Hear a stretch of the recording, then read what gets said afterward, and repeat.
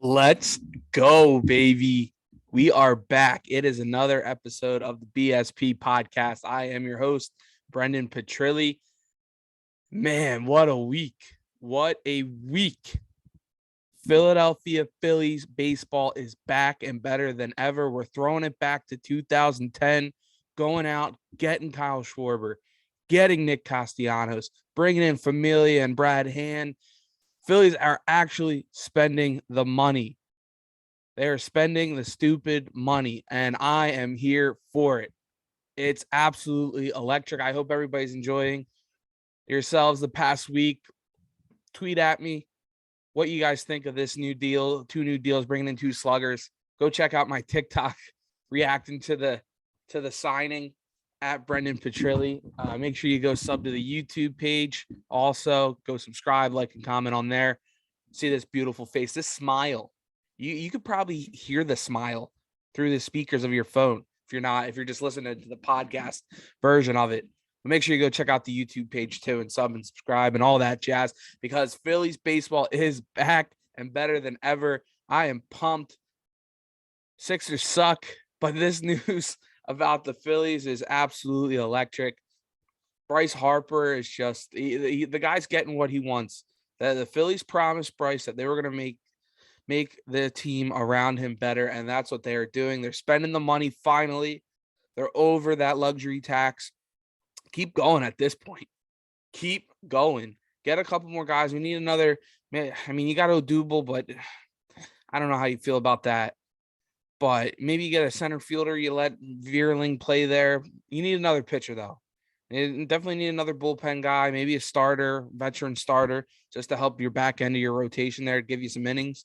Nothing crazy at this point. Now, I mean, you're already behind away, spending the most money you have in years.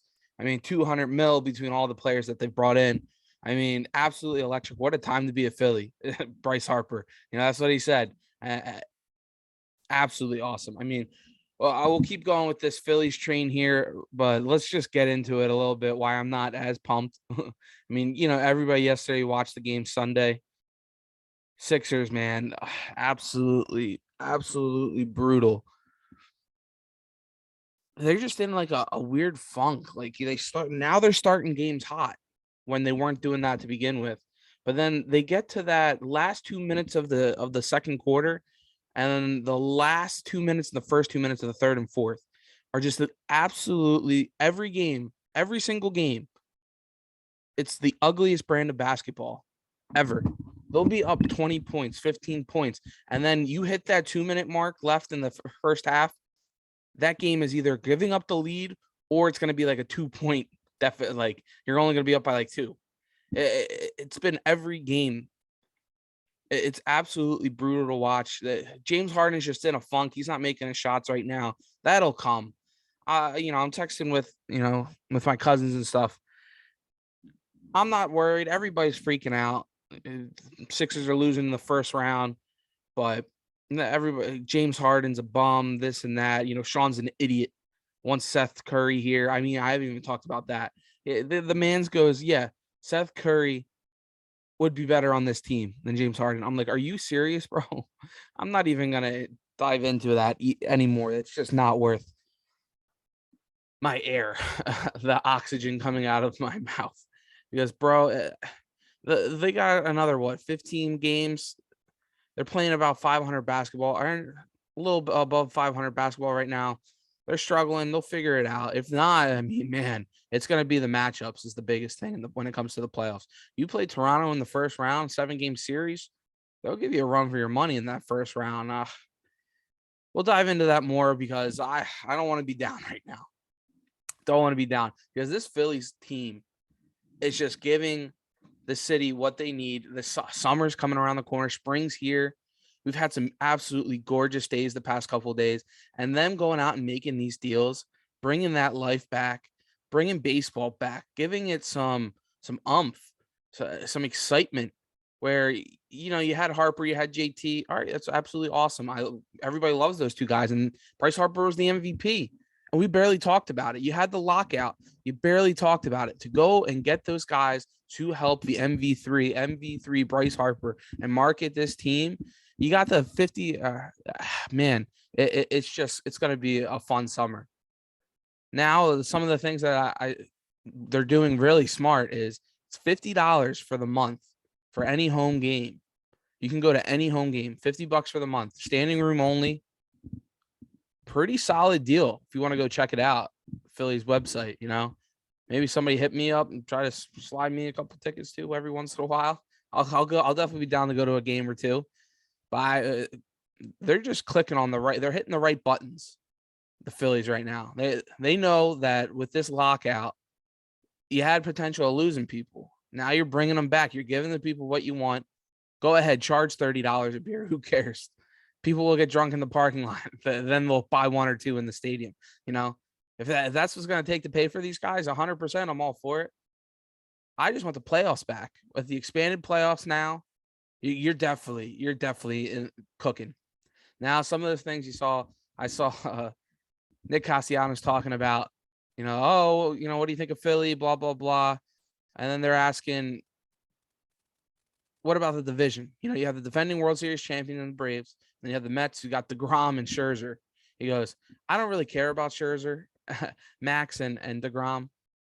All I'm worried about is just where I can get a good cheesesteak because I'm going to hit dingers. I'm like, let's go, bro. Let's go. The guy gets it. Get those seats, those standing room only seats out in center field by the bullpen because there's going to be a lot of dingers, whether the Phillies are giving them up or they're definitely going to be hitting them.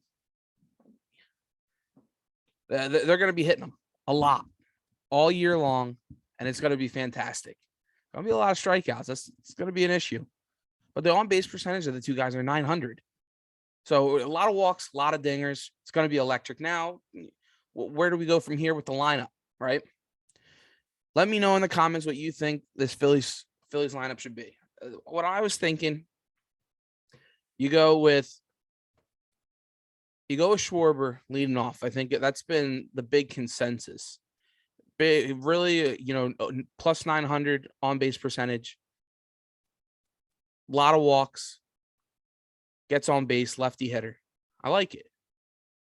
After that, the 2-hole hitter is where it's kind of up in the air. I was thinking put Rhys Hoskins there because he's another one of those guys that walks a lot, gets on base, and then you put in Bryce Harper right after in that 3-hole spot. You get 2 guys on base for him, draw him walks, singles, doubles. Just have Bryce drive him in. Finally, that opportunity to have Bryce drive people in, and then the 4-hole you go Castellanos. People are gonna butcher his name. I'm gonna butcher his name so many times. You put him at the 4-hole, the guy's just gonna absolutely be the first guy in a while. I mean, you had JT and Hoskins there a little bit, but they've been off and on.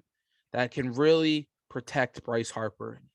Imposing pitchers are going to fear having behind Bryce Harper. So you've had a good balance of left, right now, right? After that, I think you go JT. I saw some people talking about maybe like Didi there just to get a left-handed bat. So you're rotating that left, right. I don't think it really matters. And then after that, you put together, you go Didi there, JT at the 6. Then you go after that. I mean, it doesn't matter. You go Odubel, you go Alec Boehm, and then Gene Segura. I mean, Segura can bat second for you too. Where I was saying with Hoskins there, I mean, you can either mix and match them in the 2 and the 5 maybe, and then you bump the other guys down.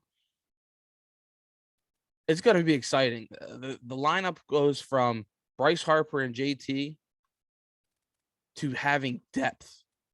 Now with the DH, we haven't even talked about the defense because who cares? But now this lineup is deep 1 through 9. And you're not having Odubel Herrera lead off for you. You're not having Gene Segura and Didi Gregorius batting 2, 3, 4 for you. These guys are now batting 6, 7, 8. Alec Boehm's batting 9th or 8th. You gave this lineup so much depth and so much versatility in it. You got left-handers, you got right-handers that all hit for power. They get on base. They aren't scoring 5+ runs a game like they did back in 2010. I mean, man, it's going to be nuts. It's going to be exciting. Now, you look at it. Who's going to play where? It's a great question. Absolutely great question. Who cares, man? I mean, they've already had the worst defense in the league last year. You can only get better from there. Didi had a bad year last year. It looks like he's bounced back. First couple of spring training games, he's finally healthy. His glove's going to come back to, perennial all-star glove, gold glove guy, where he's been most of his career. Segura, he's gold glover. He had a bad year last year, get more comfortable at second base. Then now with the new guys, who's playing left, who's playing first, who's DHing. You can rotate all three of those guys. You can either put Castellanos or Schwarber in left and then have one of them DH. You could put Bohm at first or Hoskins at first, have one of them DH. You got the best catcher in baseball. You got the MVP in right field. All you got to worry about is center field now. I mean, I was thinking maybe you put Bryce in center. He's an athlete. It's a little different playing center field. Yeah, you have to have that natural instinct. You see. Well, maybe you flirt with it a little bit, and then you put Schwarber in right, Castellanos in left. I mean, Schwarber, you can get around a little bit, but it might be a little bit of a defensive liability. But I think it's worth giving it a shot if you want to try to get them all in. We'll see. Super excited, a lot of potential, and it's going to be absolutely awesome. Now, some of the other things, you're looking at some of the guys on the bench now, right? Which I'm kind of most excited about watching the past couple days at spring training, is that you picked up Camargo from the Braves, third baseman. He's a really good player. He just got, he lost his spot to Josh Donaldson and whoever else they have at third base for the Braves. He lost out to good major league players. The guy hit 300 in the minor leagues all last year in AAA. When he had an opportunity the year before where he played a full season, he was batting around 290. I mean, the guy's a good baseball player. He's known for his defense, and you don't need him for the bat at this point with the rest of the guys in this lineup. I think he's a very underrated pickup that they got, where you can have him and Bohm platoon third base if you want, something to keep an eye out. And then you go Matt Vierling, you got Nick Maton, you got these young guys that need to develop. Now you aren't banking on them, which is huge. What they've been struggling, they've been putting it on the backs of Hoskins, on the back of Kingery, and these other young guys that they've brought up, and they just haven't been able to develop because they've been asked to do so much for this team because they needed it. Now these young guys go from the starting lineup every day to playing maybe twice a week, once a week. You're only asking them to, 100 at-bats or something, not 500 at-bats. You can ride the hot hands. You got those guys that can move around and play all those different positions now, which you've seen so key in the major leagues now, having a couple 5-tool guys that you can move from the infield and the outfield. I think you got a good ball team. They're going to be a good team. I'm here for it. I'm super excited about it. And I hope everybody's in for the ride. Go check me out on Instagram at Brendan Petrilli for more. Check me out on TikTok, trying to get that TikTok fame. Been posting, I think, funny stuff. Let me know what you think. I'm working for the Farzy show more. Going to be doing like a correspondent for him, working on the shows every morning. Make sure you go check out that YouTube page too. Just hit 2K subs, 2.1. We were rocking and rolling. It's been a lot of fun. And with the Sixers, we're going to get there. But I think in a week or two, coming down to the playoffs here, it's going to get exciting again. They're going to get hot. They're going to get hot again. There's no way they're going out like this all year, the rest of this year. They're going to struggle. They can still make that Eastern Conference Finals, 100%. It's going to be dependent on the matchups, but they can get there. I didn't even really talk about the Eagles that much because we could do a whole other podcast on just the Eagles because they haven't done jack. Hey, they signed first time they've ever signed a multiple All-Pro and Fletcher Cox after they've released them and brought him back. I mean, maybe the Honey Badgers come in here, something to keep an eye out on. But I want Sean, if you're listening, bro, give me a time and let's do the podcast. Make it work. Because I need that Super Eagle in here to break down the Eagles more. And we're going to save that for another episode of the BSP podcast. Thank you, everybody, for listening. Man, baseball's back. It's spring. It's summertime. Let's go Phils. Shout out to the 215. Go Birds. Let's go Phils. See everybody later.